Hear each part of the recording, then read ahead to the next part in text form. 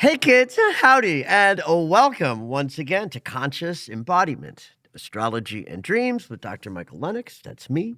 Zoe and I are here. It is September 22nd. We're in the eclipse wave. Still, and she persisted. Right. You know, it's we'll talk a little bit about the eclipse. I covered it in detail at the end of last week's podcast because it was technically in last week. It was yesterday. But you know, we're still in the wave of new moon energy, which we would be on any new moon on the second day. But it's eclipsy, so we'll talk a little bit about that a little later on. I have one announcement that I'll talk about for the next couple of weeks. I've got my second transit class coming up. See, I'm expanding my astrology school, and last year I created the Intro to Transits Level 1, where we talked about transits, moon, sun, and now I'm getting ready to teach the Mercury, Venus, Mars class. It starts on October 4th. It'll be 3 Saturdays. Of course, you don't have to be there live to work with the recording, and then you have it forever because it's part of the Astro School. So check that out at michaellennox.com. So I have a question from Janine. I hope I'm saying that right. That actually just has like 3 sub-questions, some of which I've covered before, but I thought it was a good sort of example to use because Janine asks a couple of questions. First, she starts out with saying, "Dear Dr. Michael and Zoe, I love, and those are in all caps." Oh, I love that. Love your podcast and Red Robe Astrology and daily reports. Thank you from the bottom of my heart for shining your light on us with all your astrological wisdom. I've learned so much, all caps. Which I love, by the way. I mean, that's the reason why I do everything is to teach. That's why I do it. I love how astrology is one of the few modalities where science and spirituality shine through together. Recently, I've pulled up my natal chart using different apps and have found some interesting information, some of which I'm unsure of, and thought to get some understanding on the subject matter. So I actually have 3 questions. I hope in answering them on the podcast, if you are able to, will not only help me in understanding my chart further, but will also help others. Gratefully yours, Janine. And yes, in the spirit of that, I am answering this question. There are 3 that she asks. One, I know I've talked about before, but, you know, repetition is part of learning. It's the idea that you can cast a chart and look at the nodes of the moon in your chart, which is it's great to be talking about the nodes during eclipse season because it's the sun's alignment with one of the nodes that means we pass through the shadow. So the power of eclipses and their transformational energy, when they land in your chart, they become the opposition that represents your entrance into this life and the purpose that you're here for. I will sometimes call your south node is your first breath in, and your north node is your last breath out. And the breath of life is the time in between. So the nodes of the moon are a calculated mean. They're an average kind of relative position from us here on Earth. And based on that math, if we were looking up at the node, of course, the node's a point. It's not there's no body there. But from our perspective, the nodes look like they're moving forward for a couple of days, and then they move backwards for a couple of days. Then forward and backward and forward and backward and forward and backward, only for 2 or 3 days at a time, and they don't move far because only 3 days have passed. So what this is reflecting is the wobble between the Earth and the moon. It's not a perfect circle. The moon has this elliptical orbit around the Earth, and they pull on each other. And that wobble is part of what is the node itself. And this sort of oscillating retrograde and direct motion is standard. It's natural. It's what's happening. We would call that the true node, right? Because there's this other thing that we call the mean node. The mean node takes a kind of average of the wobble at birth and eradicates it, gets rid of it by creating this sort of midpoint. We call that the mean node. Never retrograde, always direct, but not accurate. That's why I use true node when I'm interpreting a chart, because I'm interested in where the node was when you were born, because if your mean node is like a degree off from your true node, the day something activates is going to be different from a Wednesday to a Thursday. Or if it's a slower planetary transit, that can make a difference of a year in terms of the when of things. It's like Pluto. Oh, wow. So, simple answer. True node might be retrograde or direct, but it's accurate. Mean takes away that confusion, but is not accurate. And you don't really need to pay attention to whether the nodes were retrograde or direct when you were born, because their going retrograde and direct is not a cycle. It's just how they vibrate. Cycles going retrograde is like, oh, we're in a whole different territory. But the moon's doing this is just, it's going, woo, we're vibrating. Few days on, few days off, and in the middle we get our nodal experience. Now, Janine's second question is about the nadir. Nadir. She discovers that she has a couple of planets on her nadir, and she's never heard me talk about this term or use it, and so she asked about that. And it's like, no, I don't use the term nadir, but not for any, like juicy reason. There are just different names for different angles, right? So the nadir is the bottom angle of the chart. It's the opening of the fourth house in the chart. Its opposite, up at the top, is the 10th house doorway, the opening to the consciousness of work and career and like out of the house stuff. This is the foundational axis of every chart. It's, the angles are really some of the most important pieces of the chart because they're so fast moving. Therefore, they're very sensitive when they're transited by energy. So the Latin for the top and the bottom is median coli for the top and imum coli at the bottom.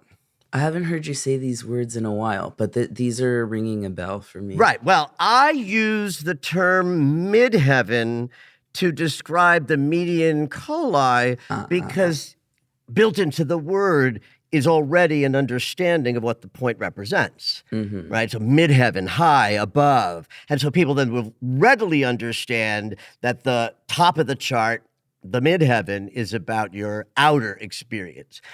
I then don't suddenly say like imum coli because people won't understand what that is. So I just usually say the bottom, right? Because I want to make it simple. So yeah, I don't use the word nadir. There's absolutely no reason why. Maybe it's, that my one teacher, Stephanie Azaria, maybe she didn't use that term, but it just means the cusp of your fourth house. It's the it's often used in the corporate world to describe the lowest point of the good fortune of an organization. It's at its nadir when it's, failing the most. So the spirit of the bottom is what nadir means. And yeah, it just means imum coli or the security point or the opening to your fourth house. Her last question is about one of the patterns that can show up in a natal chart. I think I've talked about this before when talking about patterns, but I'm not absolutely sure. So I'm going to read her most of her question. I have 3 rectangles in my chart. Again, I've never heard you talk about this geometric shape. Is this significant, and how should it be interpreted? So she describes it specifically to her person, but I don't, I don't share that on the podcast. So the pattern is called a mystic rectangle. So it's a rectangle formed when on like one side, 2 points are relating to each other in the productive and energized angle of the sextile. Then you have two other planets sextiling each other on opposite sides of the solar system at birth. Sextiles are very powerful within a chart because they represent skills, talents, or some ability where the native is able to do more with the energies in question based on the planets and the signs than the average bear would if they weren't in such an alignment. Mm-hmm. So not only do these two sextiles mean there's great power and productivity built in to the planets that we're talking about interacting in this way, they also relate to each other in the 120-degree trine. In other words, the two on the right, the top trines the top of the one on the left, and the bottom trines the one on the right. And the net result is a very clean-looking rectangular shape in the chart. We call it a mystic rectangle. Why mystic? Because trines mean flow, where two planets within someone's chart are always easily accessible every moment of their life. Like if the sun and the moon trine in someone's chart, they're going to have an ease with relating to their unconscious and their conscious awareness more than, say, the person where the sun and moon are squaring. Trines are beautiful flow. Sextiles are productive and powerful. You put them all together, and now the native has tremendous talents and abilities that allow them to, fill in the blank, do more, accomplish stuff. And part of why this is that because the pattern is holding a shape, if a planet comes along and hits one corner of the pattern, every corner of the pattern is being lit up at roughly the same time. And this is true of any pattern, whether it's a grand trine or this mystic rectangle. But just know that when it's a mystic rectangle, you got some skills in there, and it would behoove you just to look at the planets that are sextiling and just see if you relate to the idea that you might have a talent or an ability that's natural to you based on those two planets working really well together. So there's two ways that we sort of declare a lunation is over, whether it's a new moon or a full moon. One is when the moon changes signs. Right? It's just a different archetype shows up, and it's potentially a dramatic shift in energy because signs that are next to each other have completely different modalities and elements. And so the sun and moon might have met up in Virgo, but once the moon moves into Libra, it's like technically over from the archetypal perspective. But every lunation also generates a huge wave of energy that we feel for at least 3 days. With a full moon, it's like the day before, the day of, and the day after. With the new moon, it's usually more like the day of and the 2 days that follow. So we are very much inside of the eclipse wave because it happened midday yesterday. And the moon moved into Libra like an hour later. So less, actually. But we're very much in a kind of new moon accelerated wave as we start the week off.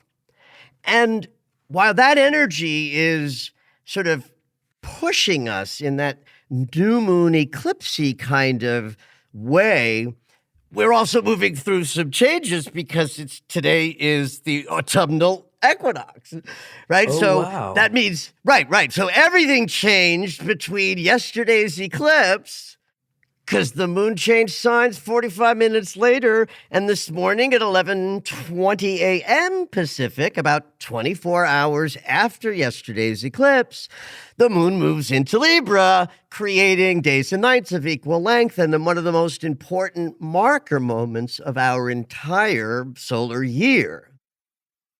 Also, don't forget that the entire 28 and a quarter day cycle is colored by the imprinting of the lunation, meaning everything that was sort of spread across the sky yesterday while the sun and the moon came together not only colors this weekend and the beginning of this week, but the whole cycle up ahead. So I will remind you, talk about patterns. We just talked about the mystic rectangle, and this eclipse has a kite. Shaped like a kite, it has a bunch of planets all in a configuration that allows flow and ease and movement. The kite is also constructed of trines and sextiles, so the planets are all relating to each other very well. So keep in mind that even though eclipse season is technically over, because the portal that we call nuts, I call it the wormhole, it's often called the eclipse portal, is over because that was the time in between the two eclipse moments. But the whole cycle ahead has the power and transformational fatedness of this eclipse and this kite. While I think that the real bumpy, portal wormhole experience is behind us, just know that there's I don't know if the instability is the right word, but there's an intensity to the next 4 weeks simply because we kicked it off with an eclipse.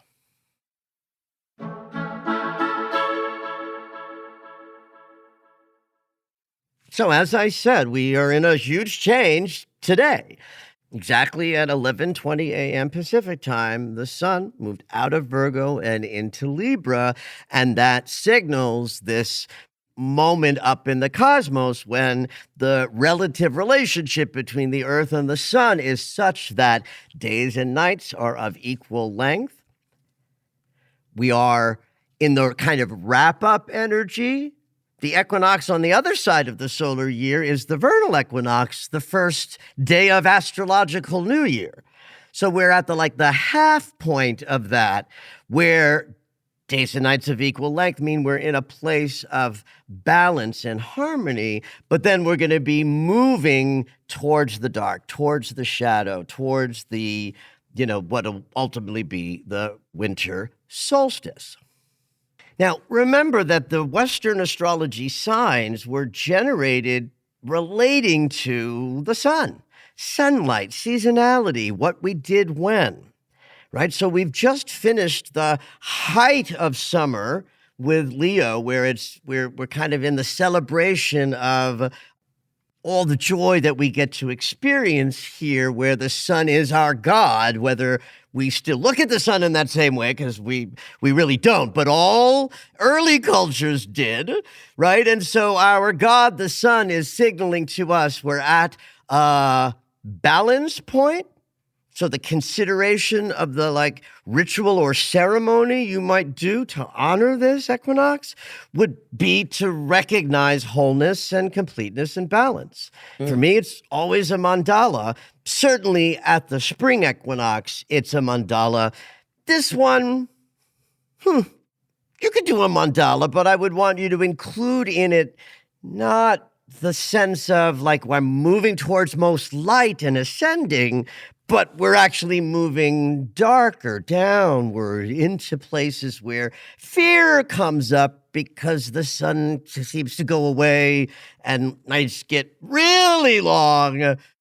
And so this moment of wholeness is also the beginning of the downward movement towards the out-breath of the year, and then we, breathe in again in the spring. At the vernal equinox, in the sign of Aries, which is cardinal fire, we get started. We get kicked out of the cannon. Cardinal means startup.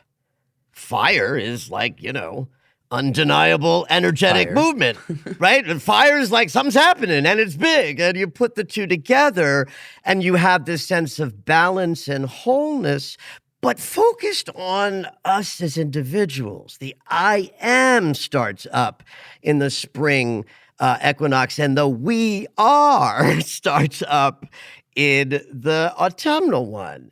Think about it this way. When you're excited and on fire, you can do it alone. You don't need a pal. You can just say, I know what to do. I know where I want to go, and I'm running off towards my joy.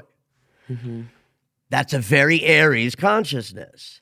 But now, since we're celebrating balance, but moving towards the dark and the shadow, wouldn't it be nice to hold hands with somebody as you explored the endings of life? And so Libra being the relationship and other archetype, there is some sort of kooky, anthropomorphized sensibility that it's about me in spring, and it's about how do I relate to the outside world as a partner. I'm not talking about your boyfriend, girlfriend, husband, or wife, right? I'm talking about the idea that though we start consciousness with a fiery sense of self, at a certain point, if we don't recognize that life functions, especially life outside of the home, like life out there functions because of the mirror consciousness. Everything you put out will be reflected back to you through this law, and Libra invented that law. So we're not in consideration of starting up exactly. We're interested in what Libra invites us to consider, which is as within, so without. How are you seeing the balance between what your inner desires are and then your outer landscape? If they ain't matching, kids, you got to change the inner landscape, not the outer.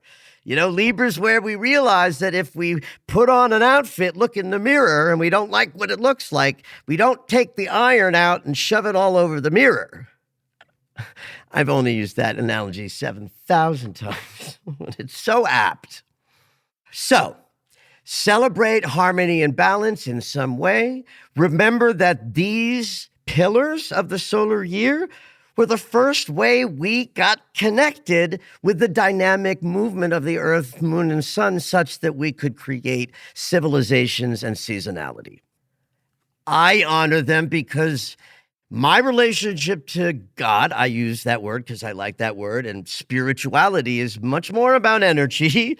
I like to say my version of God is best described by quantum physics and as atheism, but I'm even privately moving away from language that would be like, oh, I'm spiritual, to, oh, I'm energetic, right? It's the same thing for me as connected to the larger powers and using a practice to remind myself each day of my divinity and connection, because I take some time to dwell right there in the quiet inner places where that connection is most directly felt.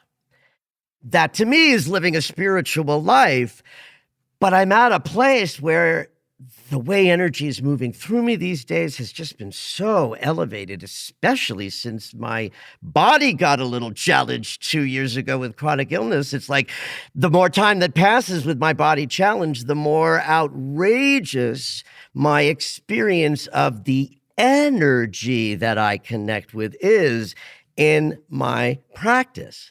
My practice is a moving practice, right? I'm not sitting quietly in a chair doing a mantra. Anyway, I've sort of walked off onto a path of a personal, but it counts, right?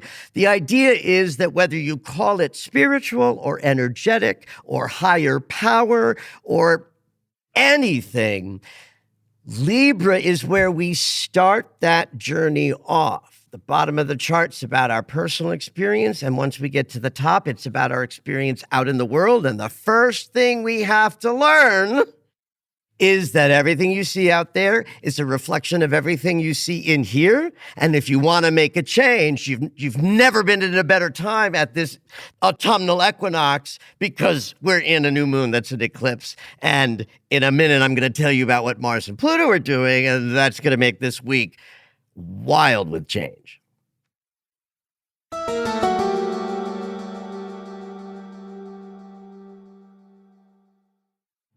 So I'm giggling a little because now I'm going to talk about Mars changing signs, which he also did today. I mean, it's just wild that yesterday we had an eclipse, second one in Virgo at the mastery degree, and then Moon, Sun, and Mars all changed signs within a few short hours of that eclipse. In fact, Mars moved into Scorpio just after midnight tonight. So only about 12 hours after the eclipse, and like exactly when this podcast episode was released. Because this podcast comes out at midnight on Sunday.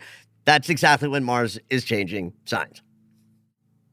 So on the one hand, my, information to share with you is that Mars has changed signs, so how we live in our bodies, make decisions, relate to work and projects and sex and anger, anything that's masculine principle is now going to be ruled by the very intense death rebirth sign of Scorpio. Mars spends about 6+ weeks in a sign. He just spent that period of time in Libra, where he is most unhappy. It's the sign of what we call his detriment. You can just understand this archetypally. The planet of war, action, and masculine principle doesn't know what to do when it's like, keep the peace, stay balanced, right? So there's a pent-up sense of all of those masculine energies when Mars is in Libra, and no pent-upness in Scorpio. First of all, Mars used to rule Scorpio. So it's really a sign of his rulership. Some modern astrologers will even talk about that, even though it's classical astrology where that was the case. And in fact, it's only since last century that the switch happened, because we discovered Pluto and we had to assign it also rulership, and Pluto got Scorpio. So Mars stayed with his second ruling sign of Aries. This is very easy to understand when you divide the personal and outer planets up by like mind, heart, and body, because there's an octave relationship. Mercury is the mind at the personal level, and Uranus is the higher mind, the divine mind, the collective consciousness mind. Venus, love in the heart. Neptune, love of the divine. Romantic love, sort of idyllically experienced.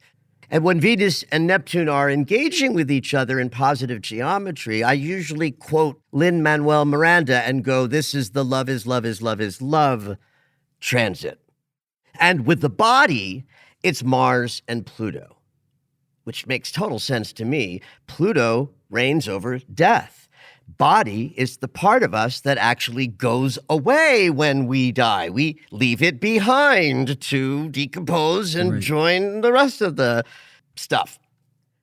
So the reason why I'm talking about all of this, especially with regard to the Pluto relationship, is, besides just knowing that we got 6+ weeks of Mars in this sign, the Scorpio house in your chart will be lit up, blah, blah, blah, blah, blah.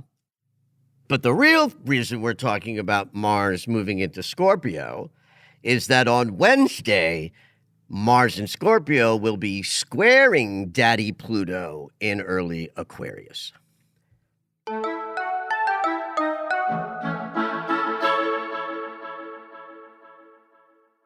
Now, if you've been listening to the podcast for some time, you know that I talk about the big strokes, and I really don't talk about smaller planetary movement like of the personal planets unless it's part of a retrograde or somehow connected to something larger.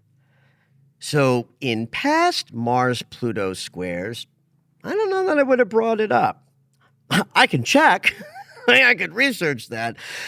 But I just want to start this conveyance with the notion that a personal planet squaring Pluto, even Mars, wouldn't necessarily be interesting to me vis-a-vis what I share on the podcast. It would be in my daily astro alerts where people are paying me for detailed day-to-day stuff. So, of course, I talk about it in that. She's special. But this one takes on epic proportions.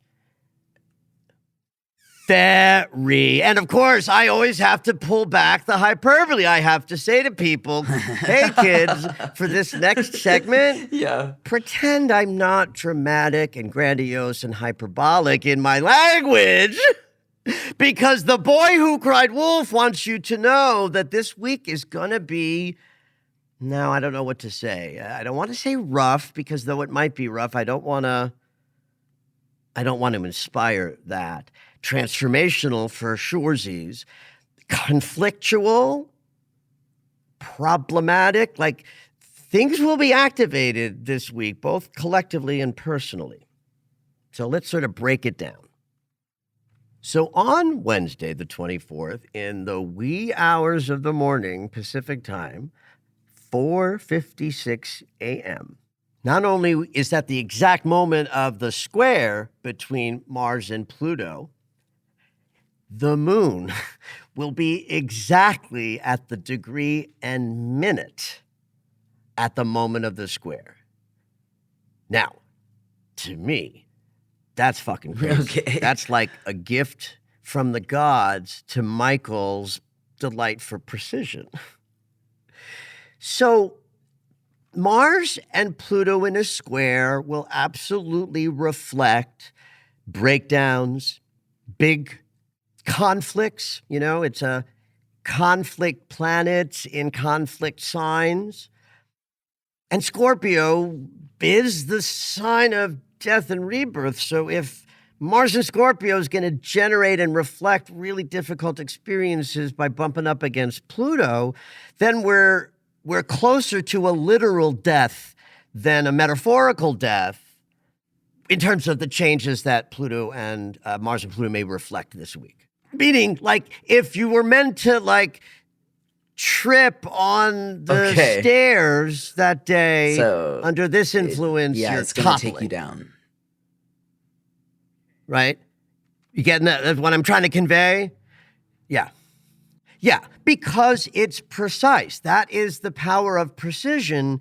When something is precise, it has more feng shui, more energy, more power, because the moment two bodies hit an angle, it immediately begins to wane. Not like later on or like let me take a rest here at the peak. No. At 4:56 a.m., they square each other, and at 4:57, it begins to diminish. So the fact that when the two planets are at this key degree point of 1 degree and 27 minutes, the Scorpio moon will be at 1 degree and 27 minutes, and that takes the power of this square and it puts it into the unconscious experience of every human on the planet. Because that's what the moon is. The moon in astrology is the knitter into the fabric of our consciousness of things. Like an event can happen astrologically, but it's the moon's movement around for the next, cycle that integrates change right into your like unconscious spaces and integrate it in that way. So the moon has that power, and the fact that it's not like an hour later or, a few hours before, where it would emphasize it and maybe make it feel more viscerally, like squirrely in all of our emotional bodies, the exact precision makes it an event. Now, remember that all of the other outer planets are at 1 degree of the signs that they are in, or close enough. Saturn, too, even though he's in Pisces, he's still close enough to Neptune at 0 Aries to be part of this party. So, Sun and Moon in Scorpio looks up to Uranus at 1 degree 19 minutes of Gemini and forms a fork in the road between our action and movement, because it's not just the moon, it's also Mars, where choices to engage in different directions or project changes or like all the Mars things has the capacity to shift very dramatically when you make a decision to go in a new direction, because Uranus allows for pivots and sudden change. And so if there's like a fork in the road that's been brewing, a new idea that you want to like make happen, we're in a lunar cycle that's all about new creations, new moon, that impact our day-to-day life, Virgo, but that's transformative eclipse. So if there's like something new that you want to move towards, this energy has that built into it. Move slightly to the right, and you have Mars and the moon doing the same 150-degree fork in the road geometry with Neptune and Saturn.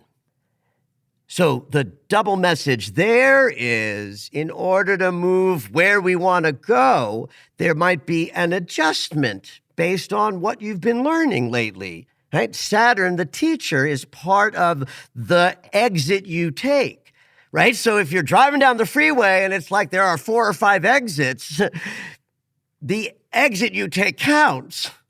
And Saturn sort of says that, take the right exit, take the right exit. What that means to me is be discerning about your choices. Don't make any choices flippantly or randomly this week, because you don't want to put a consciousness idea into this yard, because it's going to navigate us in very different directions based on these inconjuncts. Now, I got to throw in the one to Neptune because I haven't mentioned that yet, but Mars and the moon in conjuncting Neptune says we change the track we're on because of our beliefs maybe being changed or confronted, or you start to think about your credo in a different way because maybe circumstances on the planet have changed or internally. And that navigating mechanism is also very precise, which excites me.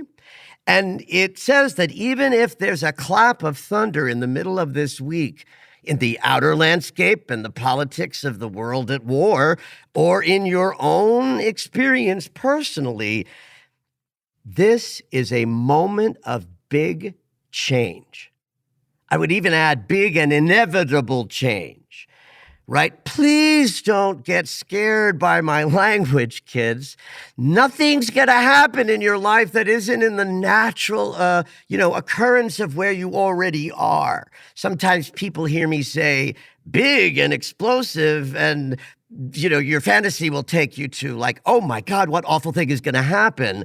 And astrology doesn't work like that. Whatever happens this week will feel like an adjunct to last week and the week before, because that's how we move through life. But make no mistake about it. This week is big change, transformational change. It might look like a small choice to make now, but trust me, any choices you make this week, especially in that Tuesday, Wednesday, Thursday midweek piece, has this capacity to take a tiny shift now that will take you into completely different territory way down the line.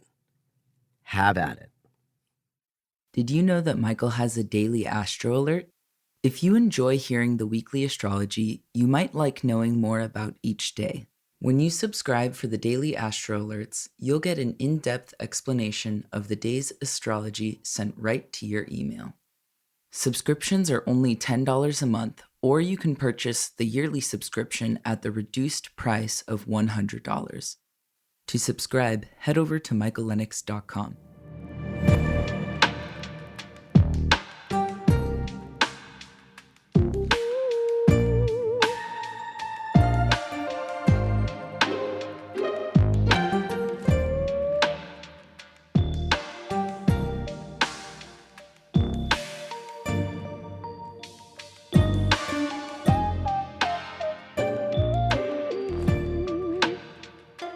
All right, it's dream segment time.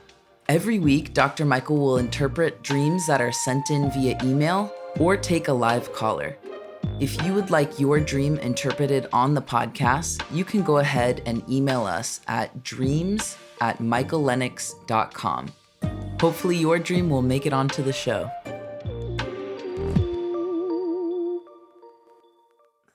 This week we have a call-in dreamer. We have James calling from Massachusetts. Hey James, what you dreaming? Hi guys, it's so wonderful to be here. Number one, Oh, yeah. I'm over the moon. You are a huge inspiration to me, Dr. Michael. Oh, yay. Thank you, James. This is a crazy dream I've been having for every 6 months since about 2023. Wow. Okay. I have a lot of recurring dreams. It's not uncommon for me.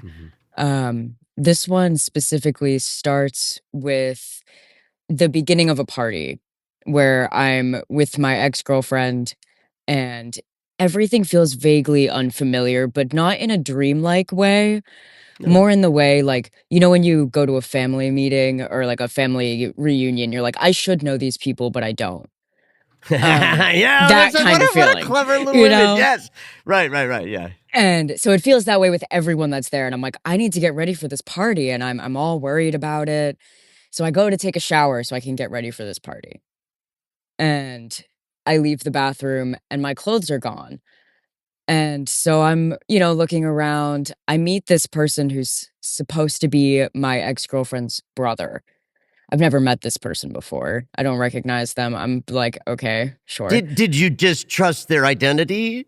Yeah, because Okay. I was already so unfamiliar with everything going on. Okay. My ex-girlfriend then told me that he just does that. He just takes people's clothes and doesn't give them back. And I was like, okay. But again, I'm in such a state of confusion that I just keep agreeing to things and keep saying yes and yes and. We get to this party, and at this point, I'm covering myself with a blanket because I don't have my clothes. So I'm just kind of like huddled in this corner, and this is a beautifully, lavishly decorated ballroom. Think like Eyes Wide Shut kind of vibe. Got it. Beautiful. So I'm hiding in this back corner chair with a blanket over me, and I'm very uncomfortable. The brother keeps walking over to me and making eye contact with me and just walking away. And I'm not talking to anyone, I'm not interacting with anyone. And the one person that I recognize is an old coworker of mine who walks up to me from this party, hands me a plate of food, and I recognize him and I say hi. And he smiles at me and just starts crying, and then I wake up. Oh, wow. Every time. So the coworker who hands you the food, give me a little bit about them. Wonderful person, was a bartender at a bar I used to work at. Very close to me, kind of a queer mentor figure for me. A safe person, for sure.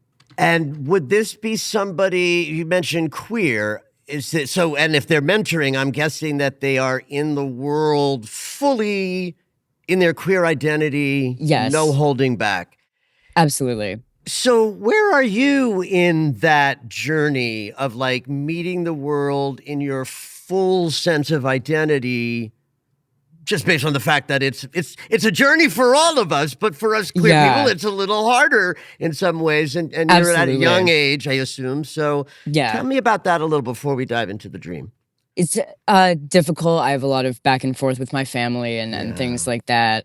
I have a very strong support network with my peers, but familial ties are very, very strenuous. Oh, that's interesting, because you even associated the feeling in the dream, likening it to a family reunion. And so I should know these people, but I don't. To me, that's the new identity getting sort of larger and you more distant from your family's idea of your identity.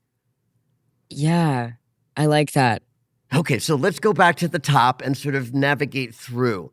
even the idea that there's a party to happen, that even suggests that you're ready to sort of be more expressive, more delighted out there in the world. And parties also imply social circumstances because they gather people up in a social kind of way. And so we've already sort of talked about this sense of, I mean, I belong here, I don't belong here, I'm nervous about the party. So that's like, do I have connection to my family? And am I ready? Am I ready to be unabashedly myself?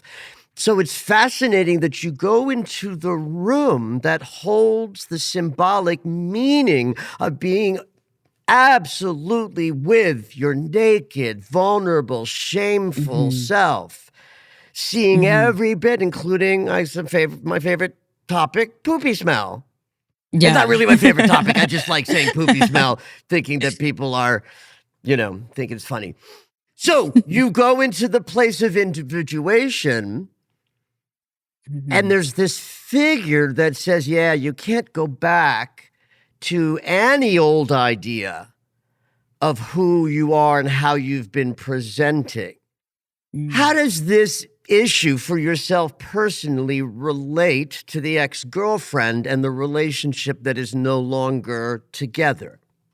That was a relationship fairly early into my, like, gender transition and figuring those types of things out. It was the first relationship that I felt respected and comfortable in my identity. Got it. So do you see why it's her brother? See, it's her in a way because she's there or at least, she's there in the dream, right? Yeah, she's there and her brother's there. So that's part of why it's her, because that's a moment of reflection and respect and validation. But you need a masculine energy to sort of push you into new behavior, not just the beingness of your transition identity, but the action of getting the fuck out there in a way that feels like it's on the other side of something that rose up in 23. Yeah, that's really interesting. I like that perspective on it a lot.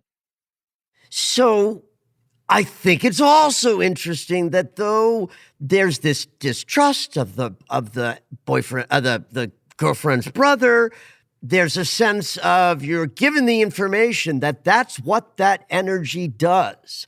So if we remove the personal, then we can really ascribe that as a soulful part of you, because it's your dream, that is ready to just do that, to just go out in the world in a masculine identity. Yeah, very much getting the feeling of sitting with the discomfort. Yes, and right. You have no choice. Right. It's like, yeah, no, you do have to sit naked in this room full of people right now. That's right. And what do you keep doing? You keep saying yes and yes and. That's an interesting thing to be just shoved into the middle of this dream, because that implies what you just described. I'm uncomfortable, but I'm still a yes. Right? And so the eyes wide shut vibe also sort of gives the ballroom an air of transmutation and things happening at a ritual level, right? So it's not the movie, it's your dream. So I think there's this juiciness to the ballroom because it reflects a kind of juiciness of you moving through this alchemy and out the other end. And the brother making eye contact is you connecting to that part of you that's ready so that the part of you that's not ready can still live and breathe. Because if we're not paying attention to our no, how can we let our yes sort of fly? And then the last scene of the dream sort of brings this back out into your like real world. A coworker, even though this is an old coworker, a coworker is a part of your psyche that gets activated in mildly social settings out in the world. So a coworker shows up and gives you all that you need to know about the dream, which is you're being fed, you're being nurtured to have this shift happen. And the crying is there's grief. There's grief to your old identity. There's grief to facing a world that doesn't want you to exist. There's grief in the old relationship that has fallen. Like everywhere you look in the human experience, there's some grief, and you're being fed and given permission to grieve at the same time. Mm. Damn. Wow. I love this dream, James. It's one that I really feel a lot whenever I have it. It's going to change now that you did this. I think so too. I think so. I've seen that happen all the time. What does 2023 sort of tell us in terms of the beginning of something rising up in your real life? Well, 2023 was the year that I started hormones. Ha ha! Can't make this shit up. Yeah. Well, thank you for calling in, James. We wish you blessings on this journey. And I think the dream is telling us that you're in a really strong and powerful place, though still in the journey. This was wonderfully enlightening. Thank you Yay. so much for having me. You're so welcome, James. Thank you for listening to Conscious Embodiment, Astrology and Dreams with Dr. Michael Lennox. You can find us on Apple Music, the iHeartRadio app, and anywhere you find your favorite shows. Head on over to michaellennox.com for information on astrology readings, the daily Astro Alert subscription, upcoming classes, and to join the mailing list.